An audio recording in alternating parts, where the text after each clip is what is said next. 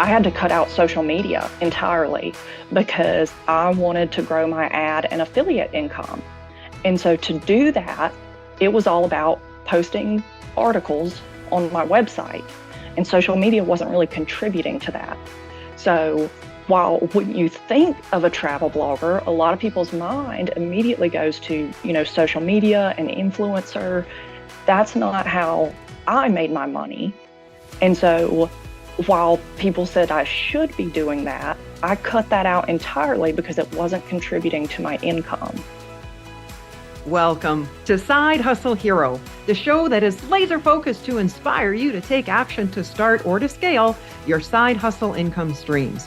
I'm your host, Joan Posivy, author of The Way Success Works, How to Decide, Believe, and Begin to Live Your Best Life. Being a self-described productivity hack nerd has served today's guest very well. While working full-time, Anna Cook managed to find success starting and building her travel blog. Today, that blog boasts no less than 5 income streams. The 2 streams that rake in the most, at first, kind of surprised me until I learned more about her skill set. And it's Anna's success with her blog, her love of travel, and promoting local businesses that have positioned her so well for her latest venture, a subscription box business. In today's episode, you'll hear effective productivity hacks from Anna, insights on how she monetized her travel blog, how the idea came to her for a subscription box business, and the steps she took from the idea stage through to when she shipped out that first box. Woohoo!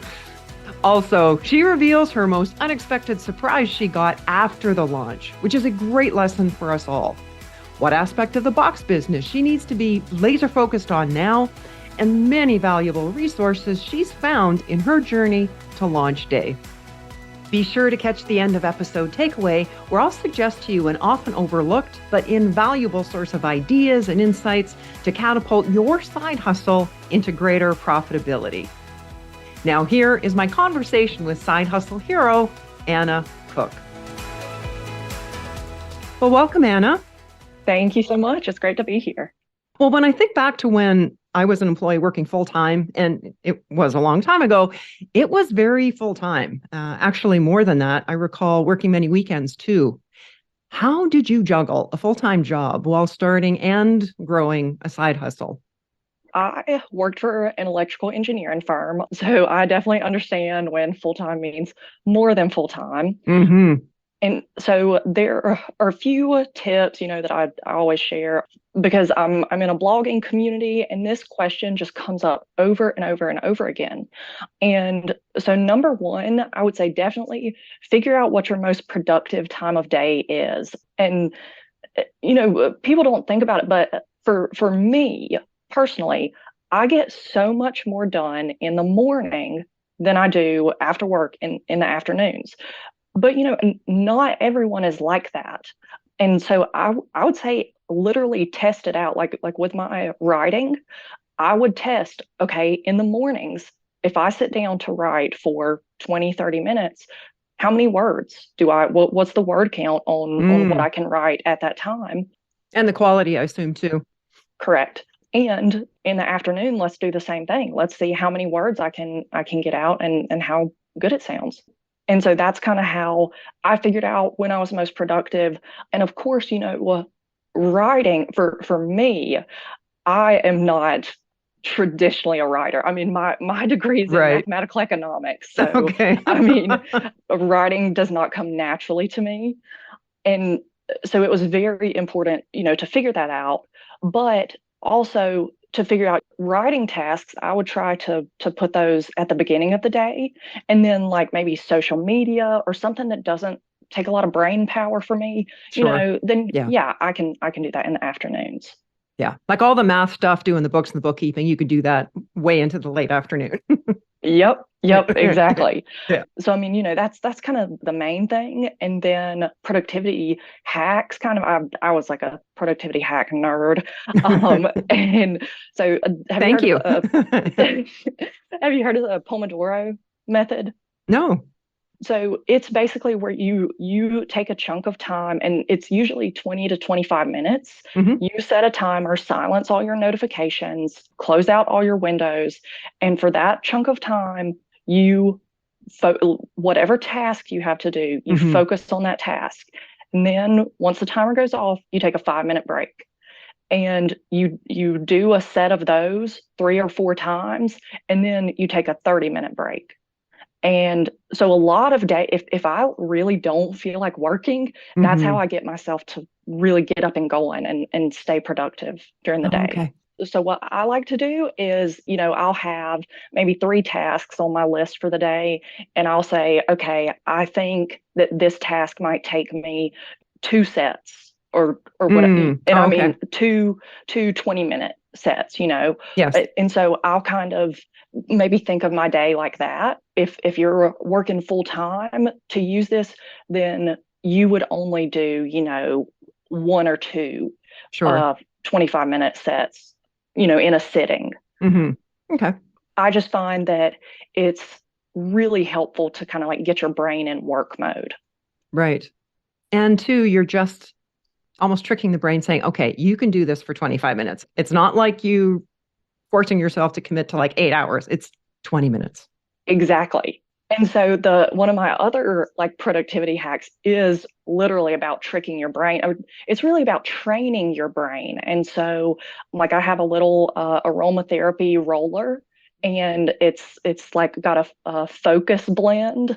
And so Okay. I'm really not sure what's in it, but it's supposed to, the smell is supposed to kind of help you focus and get in the groove. I turn on like a deep focus background music, Hmm.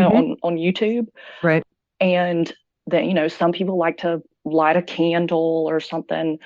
And so really just have a trigger to want, like once that deep focus music comes on YouTube, Right. and I use my little aromatherapy roller like that, I've done that so often that my brain says, okay, now it's time to work.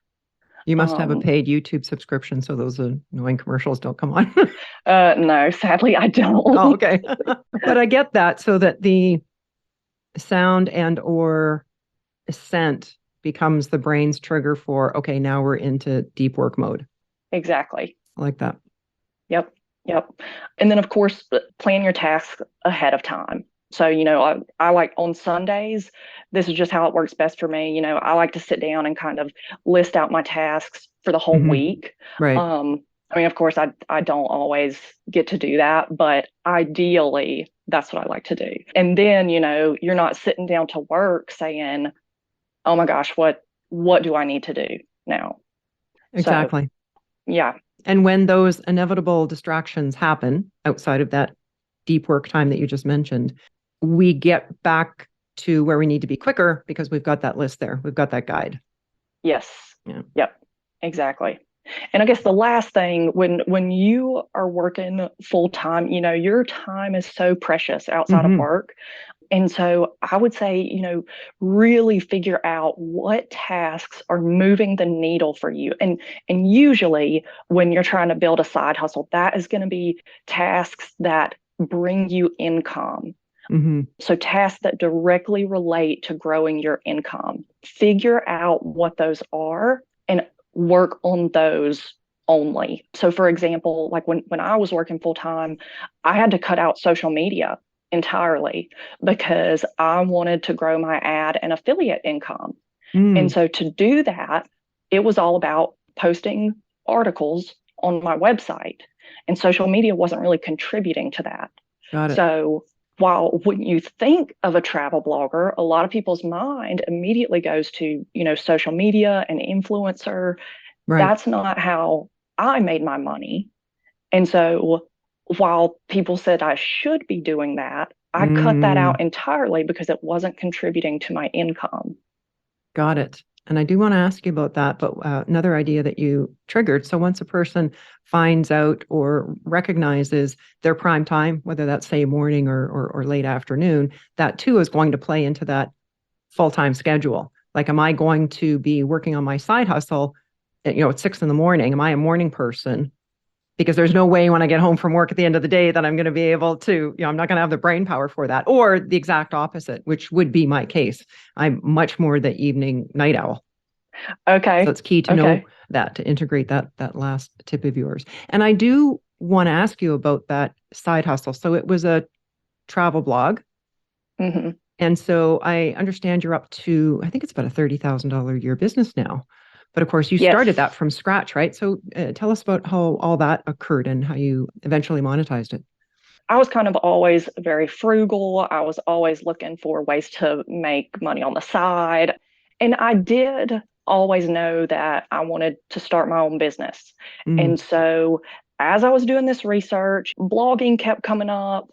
And I love to travel. I did a 5 week trip to Europe after I graduated college. nice. It was amazing. I bet. But so I just kept seeing blogging come up over and over and over again. And I was like, well, I don't really love to write. So hmm maybe I'll try this as a hobby and kind of see if I can stick with it and then see if I can turn it into a business. So I started the blog in, I guess, July of 2019.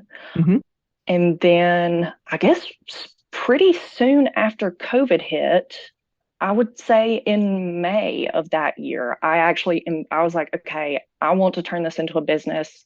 I invested in some courses hmm and, decided to figure out how to monetize this. Were they Um, writing courses that you were taking? some of them were. I actually, I think the first thing I ever invested in was like a blogging business bundle. And Okay. so I do. One of the first courses was a writing course by Jeff Goins. Okay. And that was it was a good one. But the bundle, came with 50 or so courses that people contribute. But the main one is actually it's a membership community that I'm still in. It's Mm, called Travel Blog Prosperity. okay. There are a lot of general blogging courses, hmm but I wanted someone who has done what I want to do, in the hmm niche that I wanted to do it in. Which is that Um, travel space. yes. Yeah. So that's why I chose to go with that one. Great. And at what point did you start monetizing it and how? The first so I have about five regular income streams right now. And those have really changed over the course of, I guess, really the last year or two. And all those five have to do with the travel blog? Correct. Okay. So I have a subscription box. It's called Simply NC Goods. It is, in a way, a branch of the travel blog, just because I do a lot of North Carolina travel. hmm And so in a way it's a branch, but it's also, kind of its own thing. Yes. And I definitely will be picking your brain about that one for sure. Okay. But I think the first thing was actually freelance writing, which I don't really do anymore, but I use the blog as like a portfolio to get, freelance writing projects. And so that's actually probably the first way that I really monetized. I would say then came affiliates where, you recommend a product and Yep. link to it and get a commission. I believe then I can't remember if ads or tourism partnerships were next. I believe ads were. The problem with ads and affiliates, they're so scalable, but if you don't know what you're doing, when you start, it's Okay. hard to get that audience to your Mm, to your website. right. And so it took me a while to be able to make any money with those. So did you focus first on growing your list then, or? The focus for me was growing page views to my website. That was really my focus. Once I went part-time at my engineering job, then I kind of started to fold in social media again. And so I hmm got some partnerships with tourism boards. So, they would host me. So I didn't have to pay for, lodging, meals, or attractions at destinations. So that was a huge help, hmm And so now a lot of my income actually comes from selling my photos to tourism boards. So I'll go on these hosted trips. Sometimes they'll pay a sponsorship fee, but hmm more often than not, I'll make money from those from selling my photos. to Oh, them. okay. So then that Um, basically the arrangement is you'll travel to their community and do an article for your travel blog on them. mhm. And that's basically just comped Yep. both ways. And then the revenue potentially is the photos that you then sell to them. Correct. Yes. So the immediate revenue is from the photos, but then I optimize these articles, Hmm. so search engine optimized articles are articles that I write for Google. So hopefully these articles get on the first page of Google. And so then I make ad income from those. So, that's kind of I guess, secondary way that those Hmm. partnerships help. Okay. Yes. Yeah. One's kind of feeding into the other. Exactly. So, and then I guess the final leg of this is Hmm. products. And so I've actually tried a few things. I did like t-shirts and sweatshirts through a company called Bonfire. Have you heard of them? No.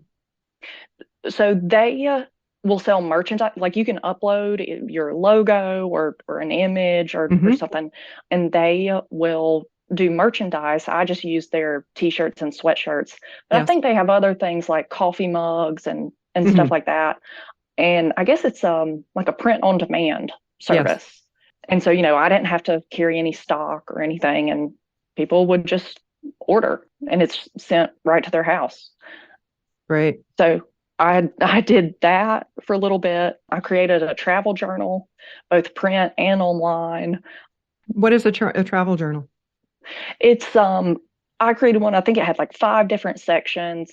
It's basically just a journal where you can keep your memories from Hmm. trips that you've gone on. Okay. Yeah, and so it just had things like okay, where did you go? What were the dates? What memorable meals did you have? You know, things like that. It just had a few little prompts. But yeah, and then my most recent product is the subscription box, Simply NC Hmm. Goods.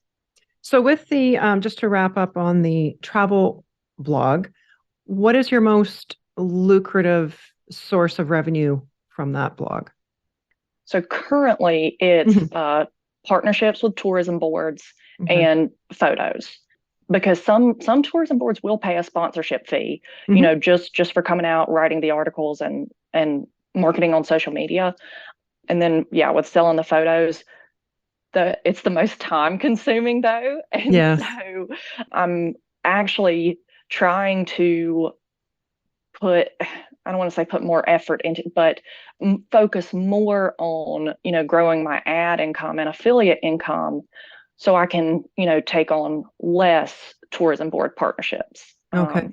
Because I have a husband at home and my dog, so As opposed to uh, being on the road traveling. yep, Yeah. yep. Hmm.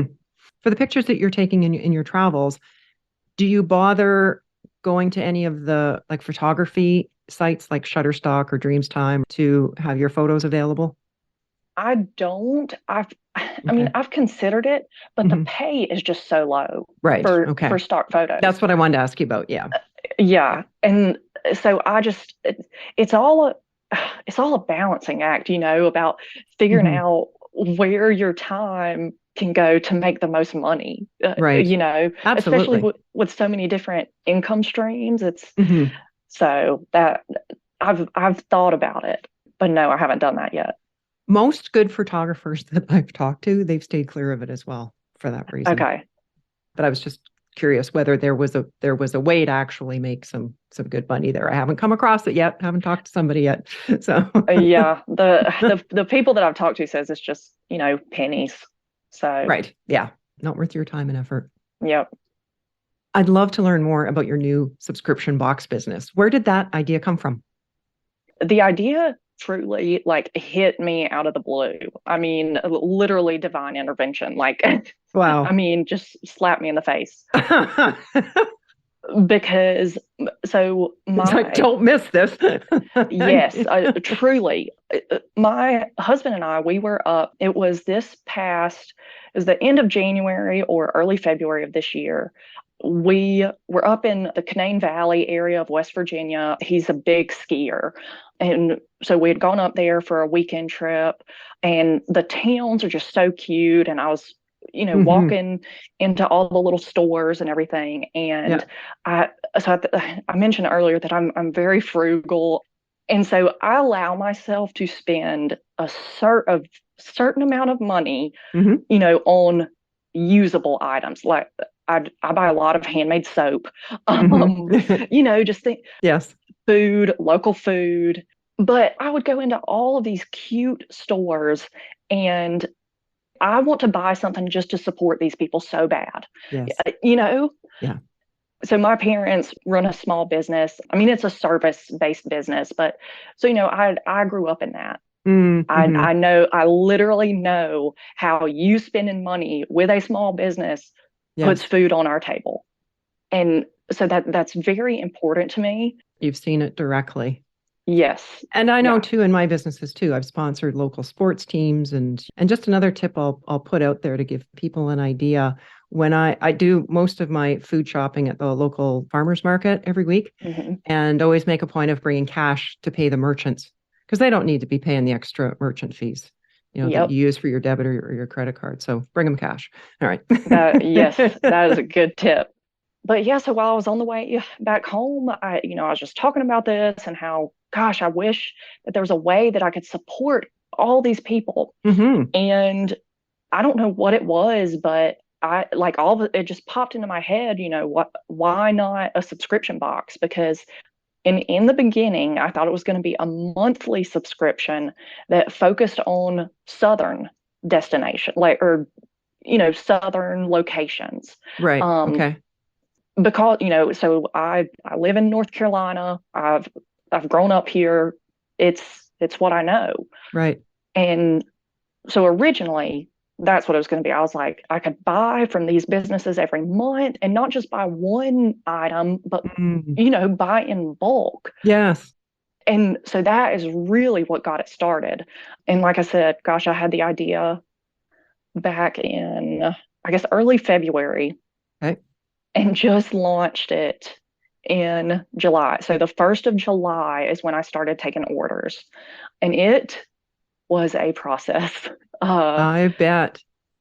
Yeah, obviously you've shipped out your first box. When did the first box go out? so the first box went out in August, and Okay. I just sent the second box out, I guess 2 weeks ago is the 1st of November. So every 3 months. It's yes, once I did, some research into Hmm. it, I decided to start with a quarterly Okay. subscription. So take us through that journey from the idea when you Okay. were on holidays and saw this and say, wow, I would love to be able to support the small businesses around North Carolina to that first box shipped in August.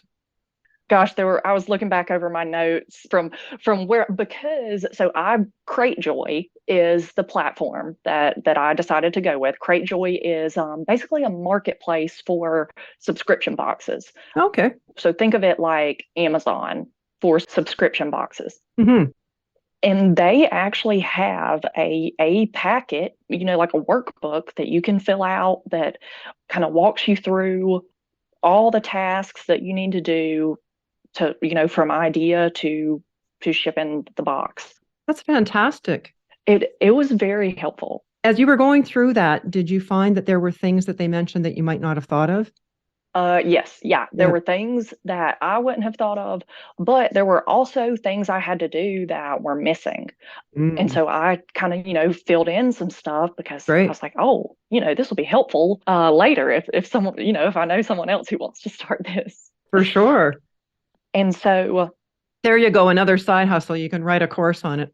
oh my gosh, I considered it because Yeah. I have found, I mean, there are so many courses for blogging, but when I started looking at subscription boxes, I Hmm. did not find many people teaching you how to do this, Right. which I could see why. Right. Okay. Because oh my goodness, it has been much more time consuming than Mm, what I originally thought. okay. I did my competitive research and kind of outlined my ideal customer, Hmm. especially with the competitive research, just to make sure that there was a market for this. Okay. And I did find there's actually a New England subscription box, and there is a Texas focused subscription box. And they've been going for a few years. So I was like, okay, nobody's doing North Carolina. There's a market for this. Right. Let's try it. Yeah. And so once I kind of confirmed that this might be a viable idea, I started kind of like the back end setup. So I chose the platform, which turned out to be Cratejoy. There's Subly, or you can do it on your own website using Shopify. Sure. I think that's correct. Got my social media handles, set up my email marketing platform and built a pre-launch page, to collect these emails. And so then I went through the pre-launch, which was basically the pre-launch was all about getting email subscribers so that I could, I guess, validate the idea, Sure. if people are going to be interested in it. And so that was through social media, Facebook ads. This is when I built prototype boxes. And so like I literally went to the city the closest city I live in a very rural area. Okay. And so I went to Winston-Salem, which is where the first box came from, just because, it was going to be easy. I've lived 30 Sure. minutes outside of the city my whole life. Yeah. And so I literally went around to some local companies and purchased, various items and kind of tried to see what this box would look like.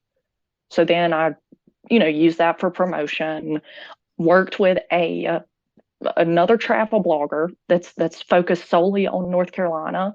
They have a huge audience. They're called NC Tripping. Worked with them to kind of promote it to their audience. And that actually worked really well. So that was kind of some of the things I did to grow my email list. And then, of course, I tried to send emails to them at least every 2 weeks, just to make them feel like they're kind of part of the launch of this business. And so also during the pre-launch, you're kind of building, I guess, the foundations that, you're looking at packaging, building your website, like where you're actually going to take orders and everything, not just the pre-launch page. And I would imagine too that how are you shipping the boxes out? Like what carrier are you using? Both times I have used USPS, just, the regular postal service. Yeah. But the shipping software that I use is called Pirate Ship. And they actually look for the cheapest options. Oh, okay. Great. And so like if UPS is going to be cheaper, they'll tell me. But for the past 2 times, USPS has been the cheapest. Because I'm wondering if a tweak in the box size and or change in the weight is going to affect your shipping cost too. Yep, it really does. And that is one thing that you have to think about. You have to think about the dimensions of the products. And so when I reach out to companies, I have to ask, what are the dimensions of your packaging? Sure. And I don't currently ask them the weight of anything, but because, my packages are about, I think around like 2.5 pounds. Okay. It was definitely something I had to think about when I was doing like preliminary pricing, just to determine what to price the box at. Yes. So yeah, that was part of the pre-launch phase too. One thing I am working on, my profit per box right now is so low because, I only have 36 subscribers, which, right. To have just launched it this year, great, that's not bad. Right. That's 36 more than you had in June. Yep. And so right now, I really need to grow the subscriber numbers to be able to get a better discount, because I'm purchasing the products at wholesale prices. Yes. But right now that is maybe 70% of retail cost, where really I need to be at like 50% maximum of retail cost, to be able to make money on this. And that was an issue during the pre-launch phase. I had to guess at what the products were going to cost me. And honestly, I guessed too low. Okay. And so that is kind of like one issue that I'm kind of working through right now is, okay, how do I fix this? Where do I go from here?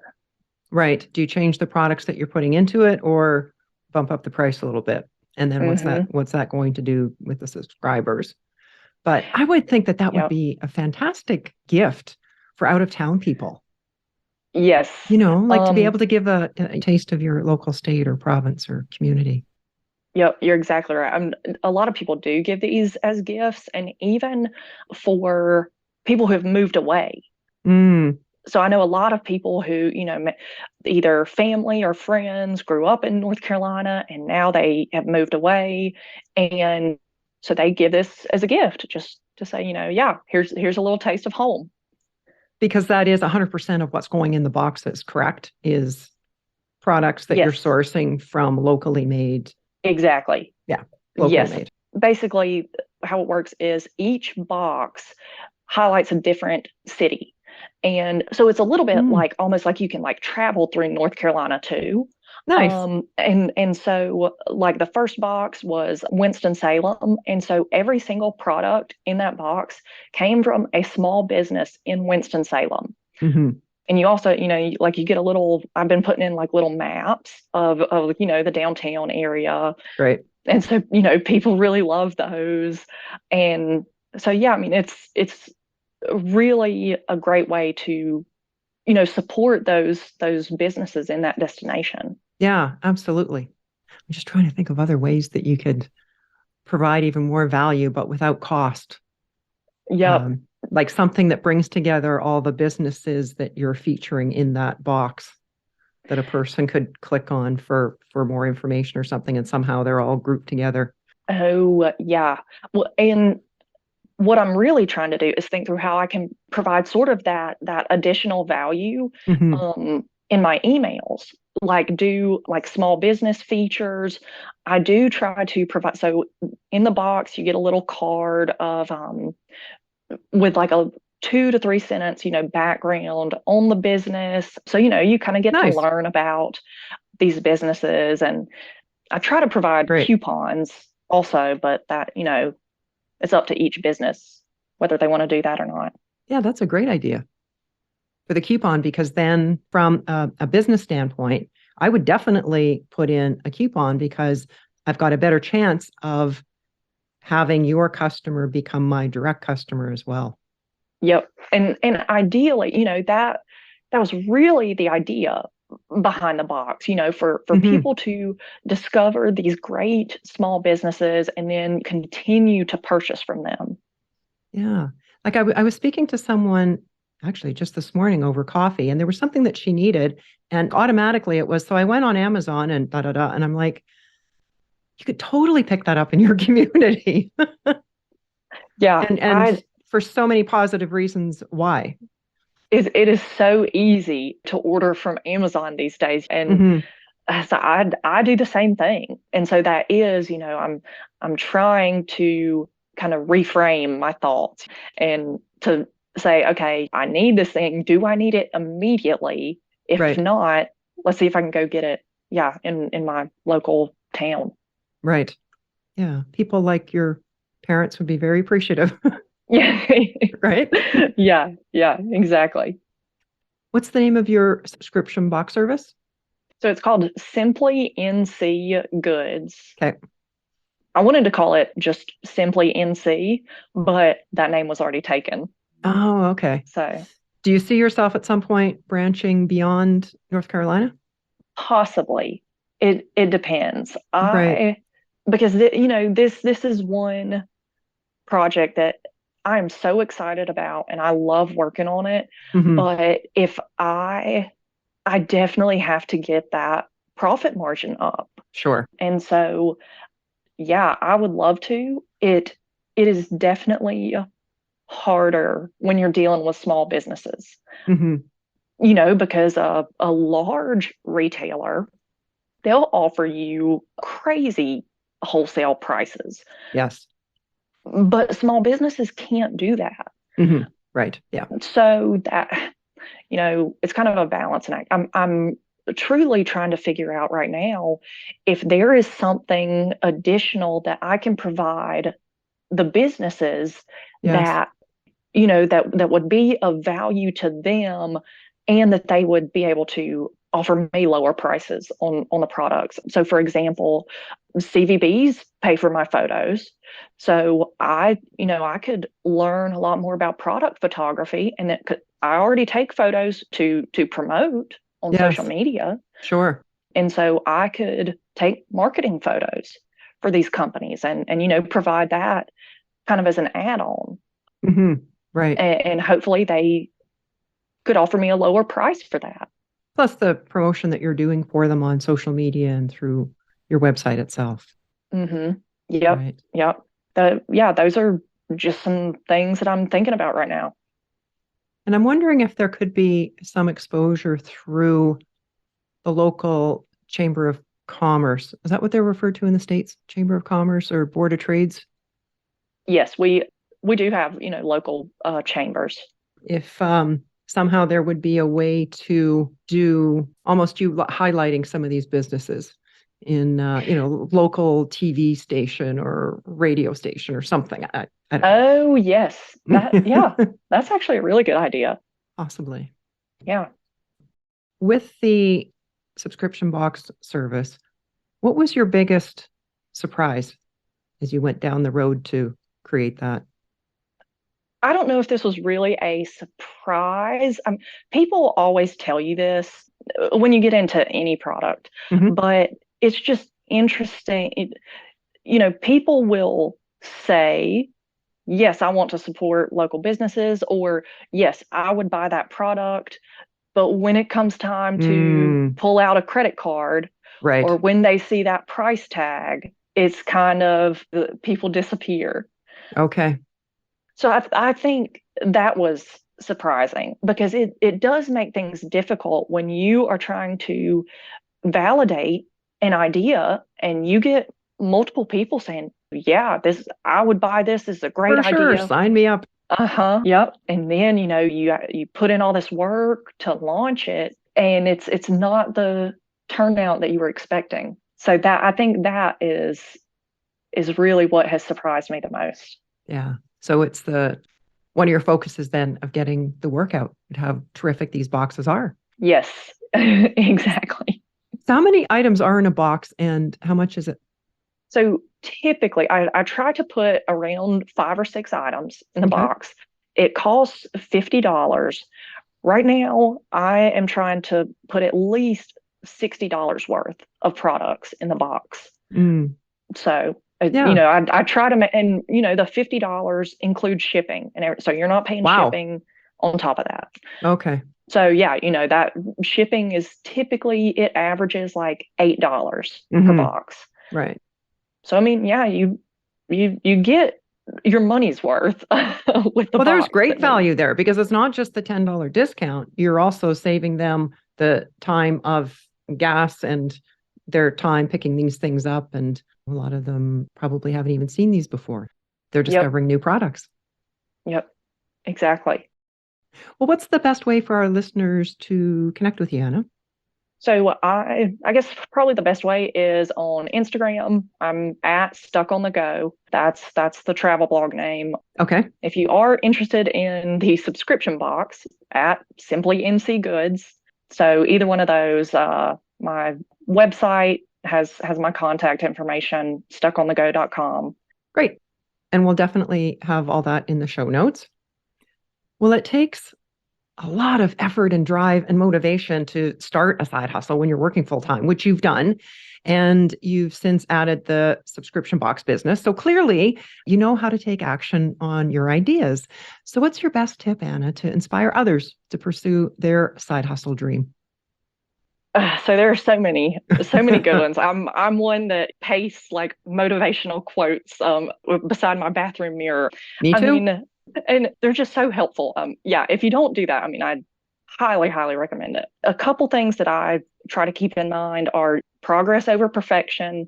And you hear a lot of people say this on podcasts, but literally just do it. Just try it. Just take the first step. But I would say the best tip that I've ever gotten is take your big goal, and big goals are overwhelming if you are just just thinking about, that one big goal.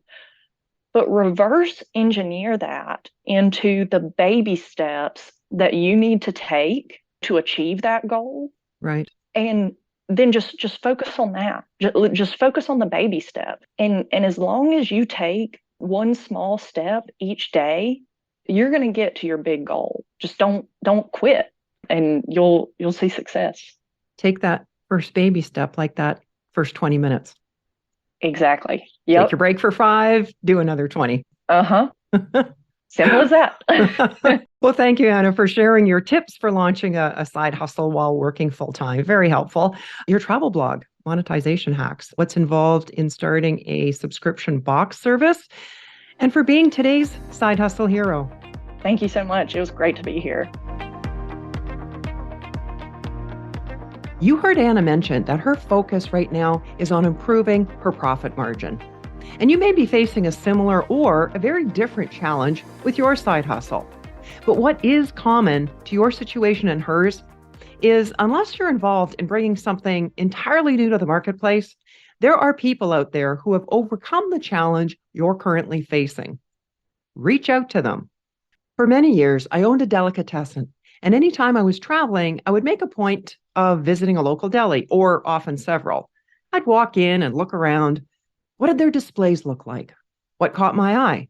How was I treated by their staff? Did one of them pose a great open-ended question that I wanted to incorporate back home with my team?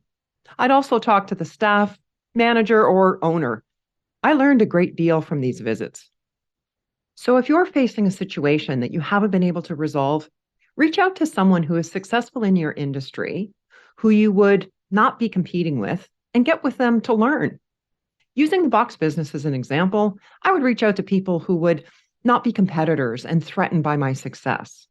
Anna's focus is businesses based and producing in North Carolina. So in her case, I may reach out to a fresh meat subscription box company on the West Coast, or a seafood company in the Northeast. You'll recall she mentioned, as part of her proof of concept, she learned of subscription box services that have been operating for many years. That's one of the things I'd look for, is how long have they been around? And also, sometimes the best person to reach out to is someone outside of your industry who may have faced a similar type issue and may be able to lend a fresh perspective. And if you were to tell one of these businesses what caused you to jump into the box subscription business, what your experience has been, and what you're hoping to learn from them, yes, of course, there may be ones that will ignore you or turn you down, but you know what? A, it doesn't cost you anything to ask, and B, if you get with them and as a result you get an idea that catapults your subscription business, isn't that worth the risk of someone saying no? And if someone does say no, simply respond silently to yourself with this 4-letter word, and that word is next, and ask the next person until you get a yes. Your future self and your bank account will thank you. Well, that's a wrap for today. You'll find a link to Anna's website and the show notes on our website, sidehustleheropodcast.com. And I'd love to hear your feedback on the show, on the guests, how this podcast is helping you. What areas could we do better? Shoot me an email message to hello@joanposivy.com or by DM on Instagram @JoanPosivy. Thanks for listening, and hustle on.